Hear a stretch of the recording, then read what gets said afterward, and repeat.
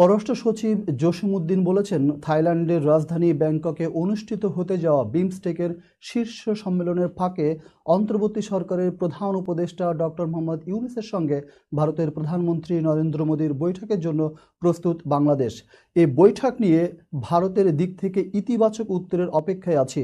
মঙ্গলবার প্রধান উপদেষ্টার আসন্ন চীন থাইল্যান্ড সফর নিয়ে পররাষ্ট্র মন্ত্রণালয়ে আয়োজিত সংবাদ সম্মেলনে এসব কথা বলেন তিনি।